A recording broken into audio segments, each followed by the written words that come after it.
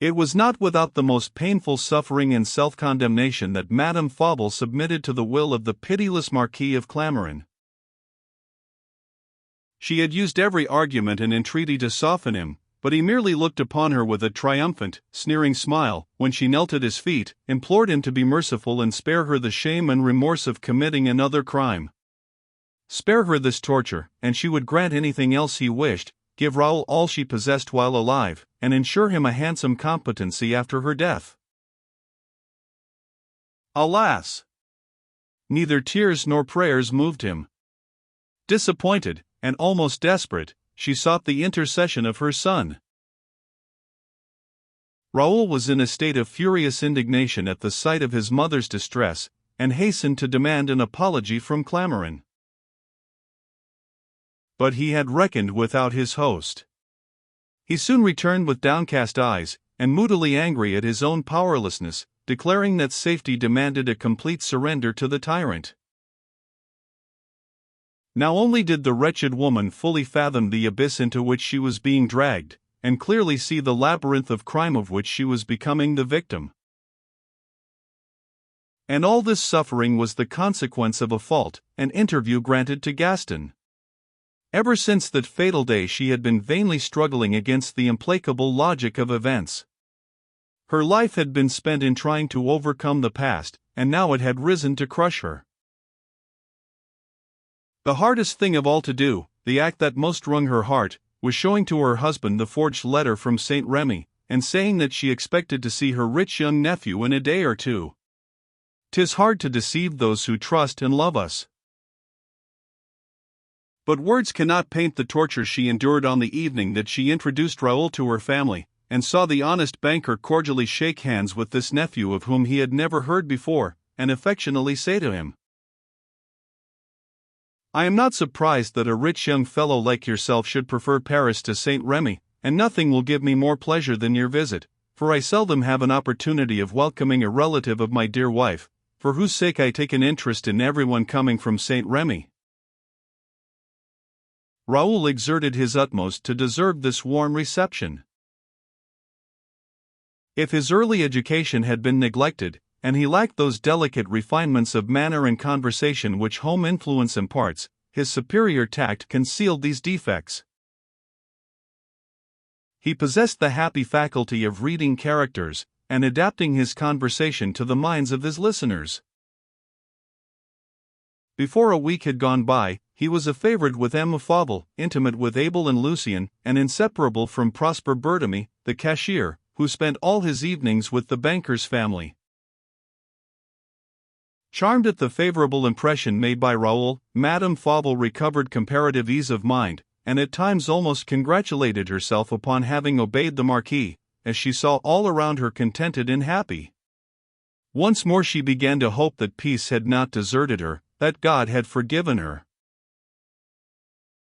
Alas! She rejoiced too soon. Raoul's intimacy with his cousins threw him among a set of rich young men, whose extravagance he not only imitated, but surpassed. He daily grew more dissipated and reckless. Gambling, racing, expensive suppers, made money slip through his fingers like grains of sand. This proud young man, whose sensitive delicacy not long since made him refuse to accept aught save affection from his mother, now never approached her without demanding large sums of money. At first she gave with pleasure, not stopping to count the rolls of notes she would eagerly run to bring him. But as he each time increased his demands, until they finally reached a sum far larger than she could bestow, her eyes were opened to the ruinous effects of her lavish generosity. This rich woman, whose magnificent diamonds, elegant toilets, and superb equipages were the admiration and envy of Paris, now suffered the keenest torture. She had no more money to give her son, and what so pains the female heart as being unable to gratify the wishes of a beloved being? Her husband never thought of giving her a fixed sum for the year's expenses, or of asking how she disposed of her money. The day after the wedding he gave her a key to his secretary, and told her that what was his was hers, to use as she thought best. And, ever since, she had been in the habit of freely taking all the money necessary for keeping up the hospitable, elegant house over which she so gracefully presided, for her own dress, and many charitable purposes that the world never knew of. But the fact of her having always been so modest in her personal expenses that her husband used to jestingly say that he was afraid she would end by being a miser, and her judicious, well-regulated management of household expenditures, causing her to spend much the same amount each year, prevented her now being able to dispose of large sums, without giving rise to embarrassing questions. Emile Gaboriau, the most generous of millionaires, delighted to see his wife indulge in any extravagance, no matter how foolish, but he would naturally expect to see traces of the money spent, something to show for it. The banker might suddenly discover that double the usual amount of money was used in the house, and, if he should ask the cause of this astonishing outlay, what answer could she give? In 3 months, Raoul had squandered a little fortune. In the first place, he was obliged to have bachelor's apartments, prettily furnished, and a handsome outfit from a fashionable tailor. Besides the 1,000 little things indispensable to a society man, he must have a blooded horse and a coupe. His doting mother felt it her duty to give him these luxuries, when her other sons were enjoying everything of the sort, besides many other advantages of which her poor Raoul was deprived. But each day the extravagance of his fancies increased, and Madame Fauville began to be alarmed when his demands far exceeded her ability to gratify them. When she would gently remonstrate, Raoul's beautiful eyes would fill with tears, and in a sad, humble tone he would say, "Alas! You are right to refuse me this gratification. What claim have I? I must not forget that I am only the poor son of Valentine, not the rich banker's child." This touching repentance wrung her heart, so that she always ended by granting him more than he had asked for. The poor boy had suffered so much that it was her duty to console him, and atone for her past neglect. She soon discovered that he was jealous and envious of his 2 brothers, for, after all, they were his brothers Abel and Lucien. "You never refused them anything," he would resentfully say. "They were fortunate enough to enter life by the Golden Gate. Their every wish is gratified, they enjoy wealth, position, home affection, and have a splendid future awaiting them. But what is lacking to your happiness, my son? Have you not everything that money can give? And are you not first in my affections?" asked his distressed mother. "What do I want? Apparently nothing, in reality everything. Do I possess anything legitimately? What right have I to your affection, to the comforts and luxuries you heap upon me, to the name I bear? Is not my life an extortion, my very birth a fraud?" When Raoul talked in this strain, she would weep, and overwhelm him with caresses and gifts, until she imagined that every jealous thought was vanished from his mind. As spring approached, she told Raoul she designed him to spend the summer in the country, near her villa at Saint-Germain. She wanted to have him with her all the time, and this was the only way of gratifying her wish. She was surprised to find her proposal readily acquiesced in. In a few days he told her he had rented a little house at Vézenet, and intended having his furniture moved into it. "Then, just think, dear mother, what a happy summer we will spend together," he said, with beaming eyes. She was delighted for many reasons, one of which was that the expenses of the prodigal son would necessarily be lessened. Anxiety as to the exhausted state of her finances made her bold enough to chide him at the dinner table one day for having lost 2,000 francs at the races that morning. "You are severe, my dear," said Emile Gaboriau with the carelessness of a rich man, who considered this sum a mere trifle. "Mamma Lagers won't object to footing his bills. Mammas are created for the special purpose of paying bills." And, not observing that his wife had turned pale at these jocular words, he turned to Raoul, and added, "Don't disturb yourself about a small sum like this, my boy. When you want money, come to me." What could Madame Fauville say? Had she not followed Clamaran's orders, and told her husband that Raoul was wealthy? She could not go now and tell him that he would never recover any money which he lent to a penniless spendthrift. Why had she been made to tell this unnecessary lie? She suspected the snare laid for her, but now it was too late to escape it. Struggles would only more deeply entangle her in its meshes. The banker's offer was soon accepted. That same week Raoul went to his uncle's bank, and boldly borrowed 10,000 francs. When Madame Fauvel heard of this piece of audacity, she wrung her hands in despair. "What can he want with so much money?" she moaned to herself. "What wicked extravagance is it for?" For some time Clamaran had kept away from Madame Fauvel's house. She decided to write and ask him to come and advise her as to what steps should be taken to check Raoul.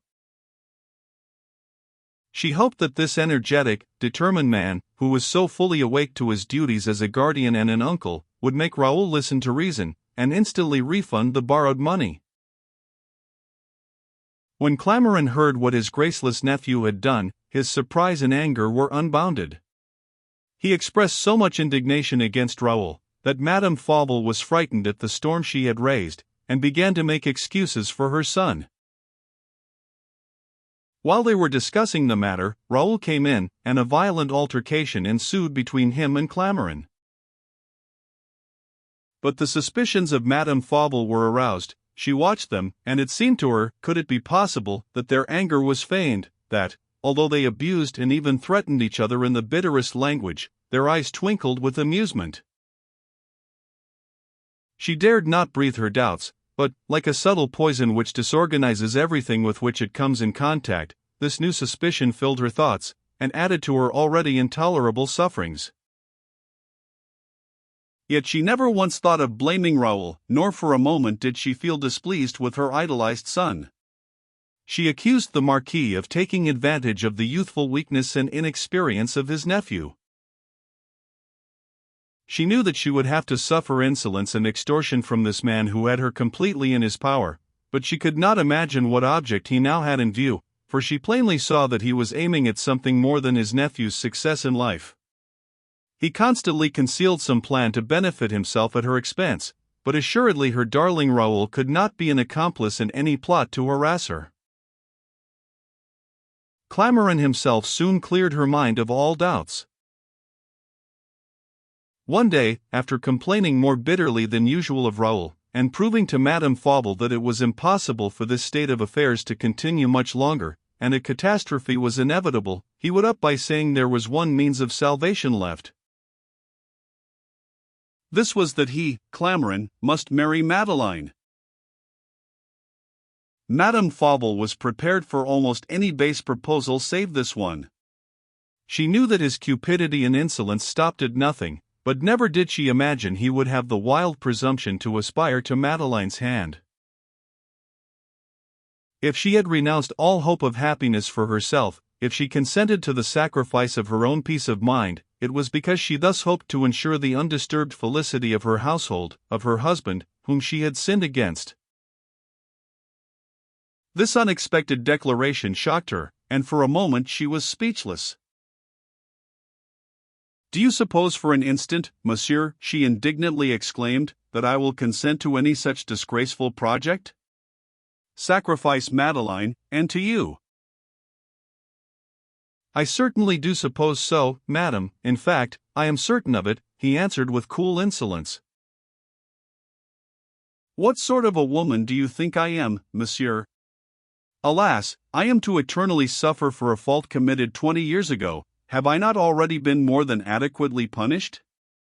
And does it become you to be constantly reproaching me with my long-past imprudence? You have no right to be thus harassing me, till I dare not say my life is my own. Your power is at an end, and God only knows how deeply I regret having been insane enough to yield to its base sway. So long as I alone was to be the tool, you found me weak and timid, but, now that you seek the ruin of those I love, I rebel against your usurped authority. I have still a little conscience left, and nothing under heaven will force me to sacrifice my gentle, pure-hearted Madeleine." May I inquire, madam, why you regard Emile Madeline's becoming the Marchioness of Clamoran as a disgrace and a sacrifice? My niece chose, of her own free will, a husband whom she will shortly marry. She loves Prosper Bertamy. The Marquis disdainfully shrugged his shoulders. A schoolgirl love affair, said he. She will forget all about it, if you wish her to do so. I do not wish it. I wish her to marry him. Listen to me, he replied, in the low, suppressed tone of a man trying to control himself. Let us not waste time in these idle discussions. Hitherto you have always commenced by protesting against my proposed plans, and in the end acknowledged the good sense and justness of my arguments. Now, for once, why not yield without going through with the customary preliminaries? I ask it as a favor. Never, said Madame Fauvel, never will I yield. Clamoran paid no attention to this interruption, but went on. I insist upon this marriage, mainly on your account, although it will enable me to re-establish my own affairs, as well as yours and Raoul's. Of course you see that the allowance you give your son is insufficient for his extravagant style of living. The time approaches when, having nothing more to give him, you will have to encroach upon your husband's money drawer to such an extent that longer concealment will be impossible. When that day comes, what is to be done? Perhaps you have some feasible plan of escape? Madame Fauvel shuddered. The dreadful day of discovery could not be far off, and no earthly way was there to escape it. The Marquis went on. Assist me now, and, instead of having to make a shameful confession, you will thank me for having saved you. Emile Madeline is rich, her dowry will enable me to supply the deficiency, and spare you all further anxiety about Raoul. I would rather be ruined than be saved by such means. But I will not permit you to ruin us all. Remember, madam, that we are associated in a common cause, the future welfare of Raoul, and, although you have a right to rush upon destruction yourself, you certainly shall not drag us with you. Cease your importunities, she said, looking him steadily in the eye. I have made up my mind irrevocably. To what? To do everything and anything to escape your shameful persecution. Oh! You need not smile. I shall throw myself at Emile Fauvel's feet and confess everything.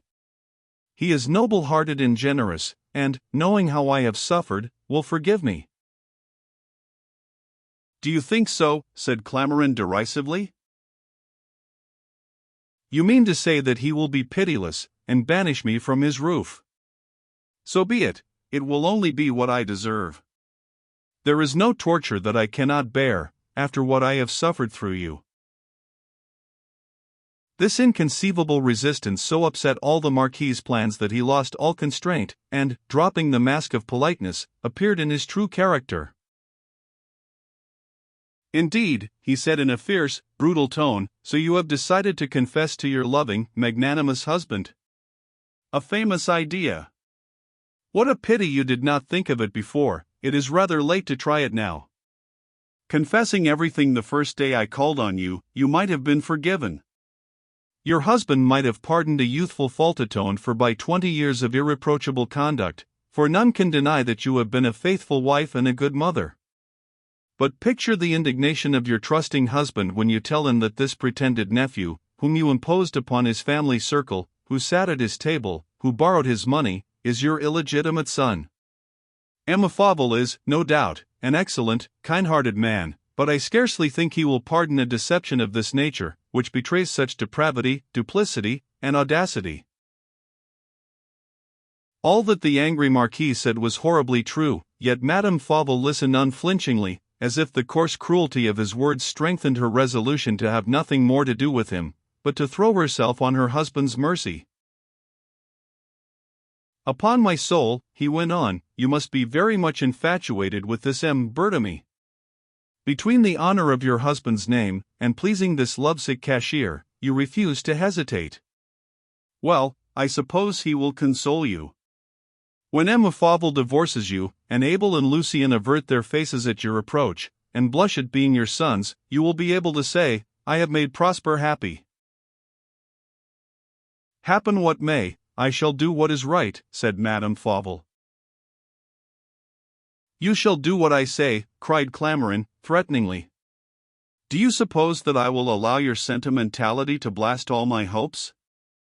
I shall tolerate no such folly, madam, I can assure you. Your niece's fortune is indispensable to us, and, more than that, I love the fair Madeline, and am determined to marry her. The blow once struck, the Marquis judged it prudent to await the result.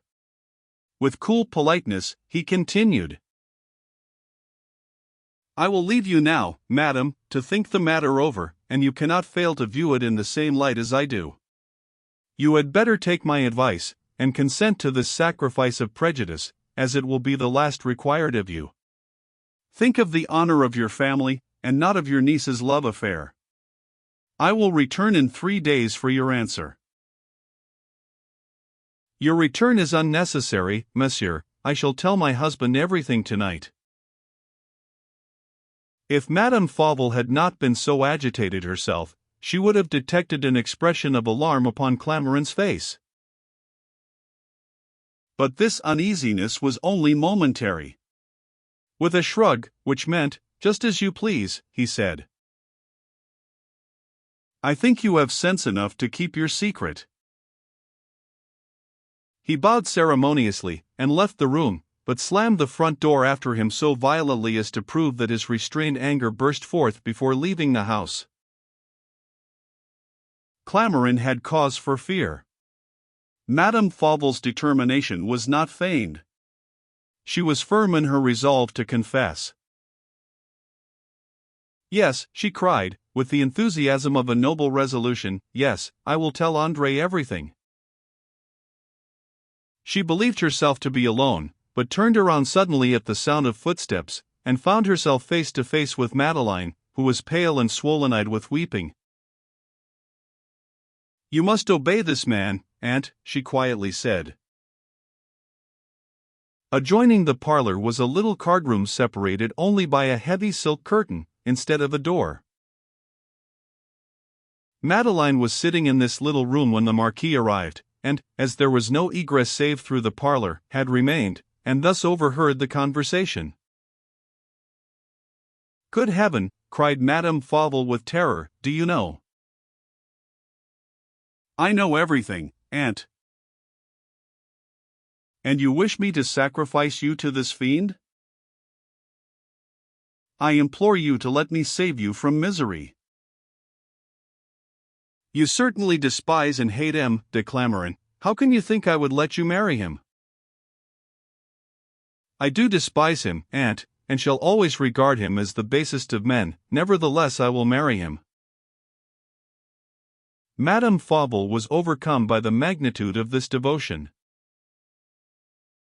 And what is to become of Prosper, my poor child, Prosper, whom you love? Madeline stifled a sob, and said in a firm voice, Tomorrow I will break off my engagement with M. Berthemy. I will never permit such a wrong, cried Madame Fauvel. I will not add to my sins by suffering an innocent girl to bear their penalty. The noble girl sadly shook her head, and replied, Neither will I suffer dishonor to fall upon this house, which is my home, while I have power to prevent it. Am I not indebted to you for more than life? What would I now be had you not taken pity on me? A factory girl in my native village. You warmly welcomed the poor orphan, and became a mother to her. Is it not to your husband that I owe the fortune which excites the cupidity of this wicked Clamarin? Are not Abel and Lucien brothers to me? And now, when the happiness of all who have been loving and generous to me is at stake, do you suppose I would hesitate? No. I will become the wife of Clamarin. Then began a struggle of self-sacrifice between Madame Fauvel and her niece, as to which should be the victim, only the more sublime, because each offered her life to the other, not from any sudden impulse, but deliberately and willingly. But Madeline carried the day, fired as she was by that holy enthusiasm of sacrifice which is the sustaining element of martyrs. "I am responsible to none but myself," said she, well knowing this to be the most vulnerable point she could attack, "whilst you, dear aunt, are accountable to your husband and children. Think of the pain and sorrow of Emile Fauvel if he should learn the truth, it would kill him." The generous girl was right. She knew her uncle's heart. After having sacrificed her husband to her mother, Madame Fauvel was about to immolate her husband and children for Raoul. As a general thing, a first fault draws many others in its train. As an impalpable flake is the beginning of an avalanche, so an imprudence is often the prelude to a great crime. To false situations there is but one safe issue: truth.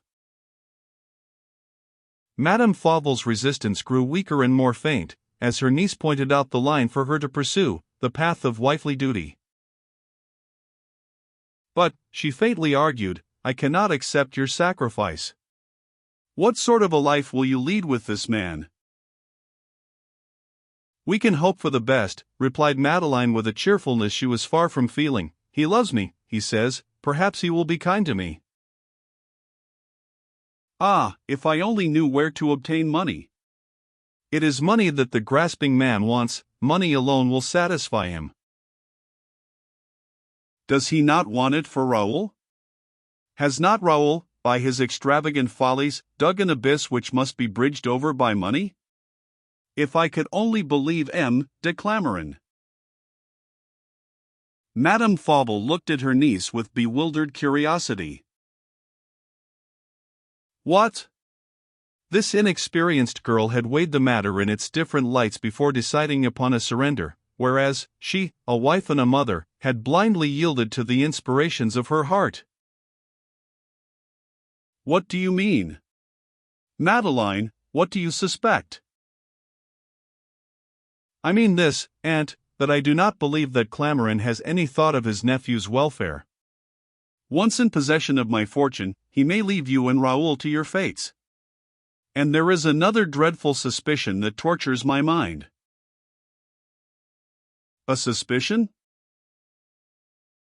"Yes, and I would reveal it to you, if I dared, if I did not fear that you—"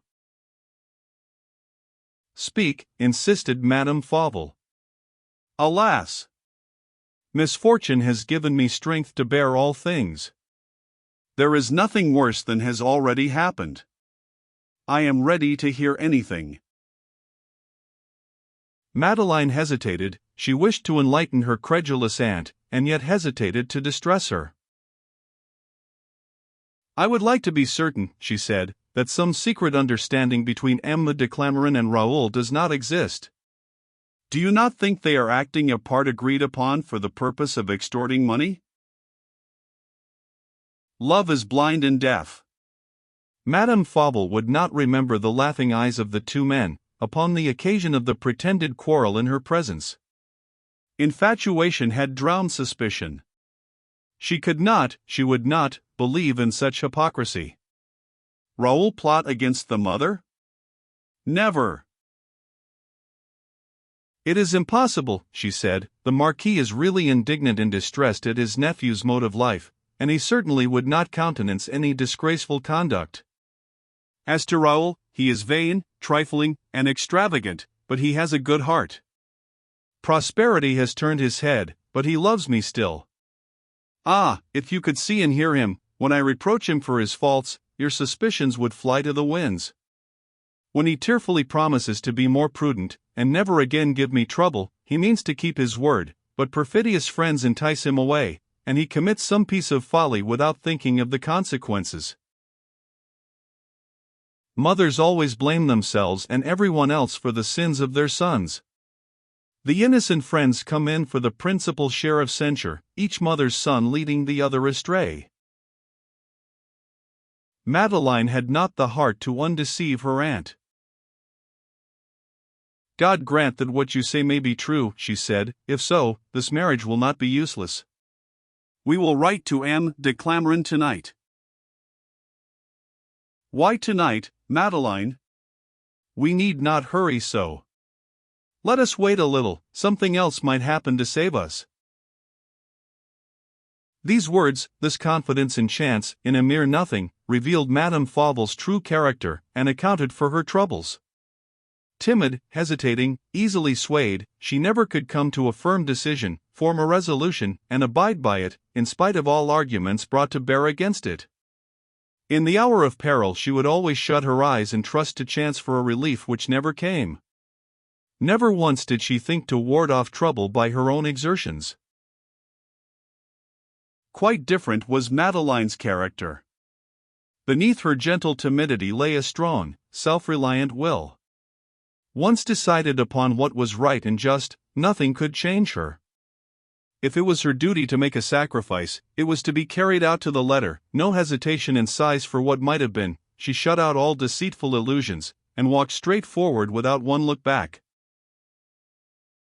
We had better end the matter at once, dear aunt, she said, in a gentle, but firm tone. Believe me, the reality of misfortune is not as painful as its apprehension. You cannot bear the shocks of sorrow, and delusive hopes of happiness, much longer. Do you know what anxiety of mind has done to you? Have you looked in the mirror during the last 4 months? She led her aunt up to the glass, and said, Look at yourself. Madame Fauvel was indeed a mere shadow of her former self.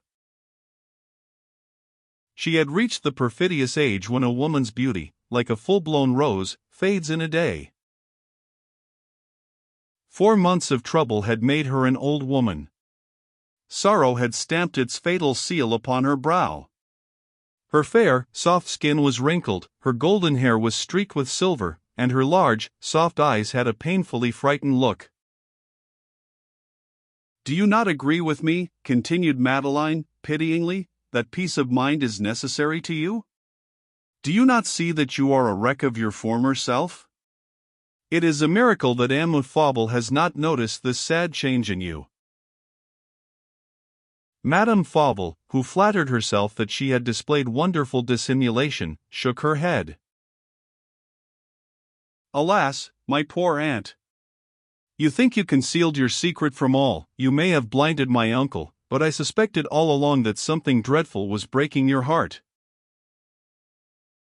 You suspected what, Madeline? Not the truth? No, I was afraid. Oh, pardon an unjust suspicion, my dear aunt, but I was wicked enough to suppose. She stopped, too distressed to finish her sentence. Then, making a painful effort, she added, as her aunt signed to her to go on. I was afraid that perhaps you loved another man than my uncle. It was the only construction that I could put upon your strange conduct. Madame Fauvel buried her face, and groaned. Madeline's suspicion was, no doubt, entertained by others. My reputation is gone, she moaned. No, dear aunt, no, do not be alarmed about that. No one has had occasion to observe you as I have. It was only a dreadful thought which penetrated my mind in spite of my endeavors to dispel it.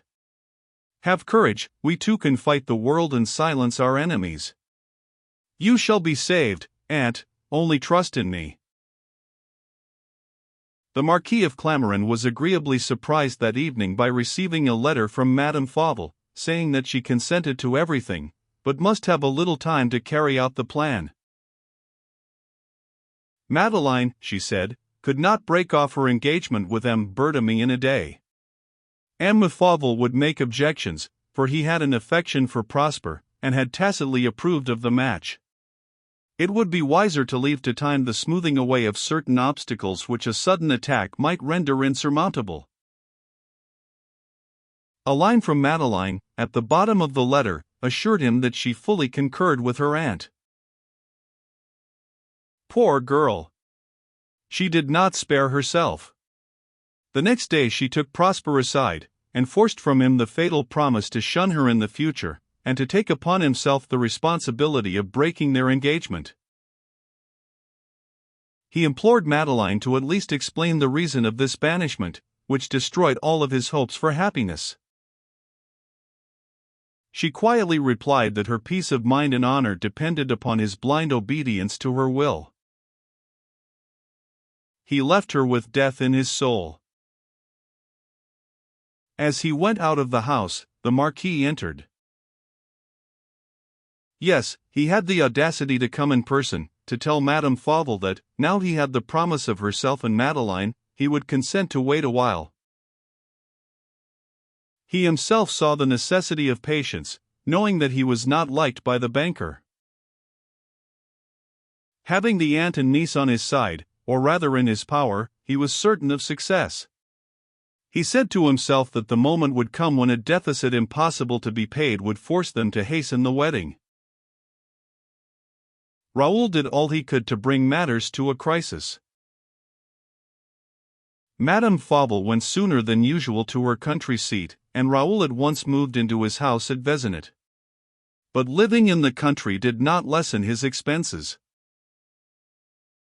Gradually he laid aside all hypocrisy, and now only came to see his mother when he wanted money, and his demands were frequent and more exorbitant each time.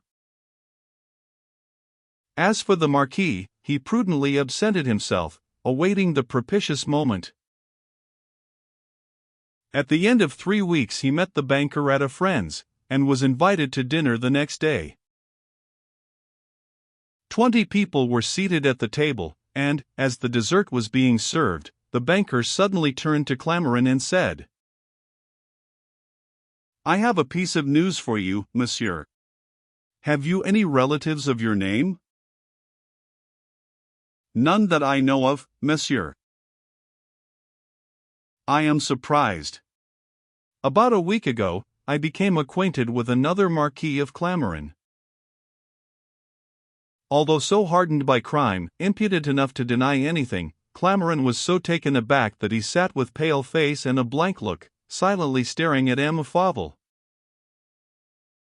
But he soon recovered enough self-control to say hurriedly, "Oh, indeed. That is strange. A Clamaran may exist, but I cannot understand the title of Marquis." Emile Fauvel was not sorry to have the opportunity of annoying a guest whose aristocratic pretensions had often piqued him. "Marquis or not," he replied, "the Clamaran in question seems to be able to do honor to the title." "Is he rich?" "I have reason to suppose that he is very wealthy. I have been notified to collect for him 400,000 francs. Clamaran had a wonderful faculty of self-control. He had so schooled himself that his face never betrayed what was passing in his mind. But this news was so startling, so strange, so pregnant of danger, that his usual assurance deserted him. He detected a peculiar look of irony in the banker's eye. The only persons who noticed this sudden change in the Marquis's manner were Madeline and her aunt. They saw him turn pale, and exchange a meaning look with Raoul. "Then I suppose this new Marquis is a merchant," said Clamaran after a moment's pause. "That I don't know. All that I know is, that 400,000 francs are to be deposited to his account by some shipowners at Havre, after the sale of the cargo of a Brazilian ship." "Then he comes from Brazil?" "I do not know, but I can give you his Christian name." "I would be obliged." Emile Fauvel arose from the table, and brought from the next room a memorandum book, and began to read over the names written in it.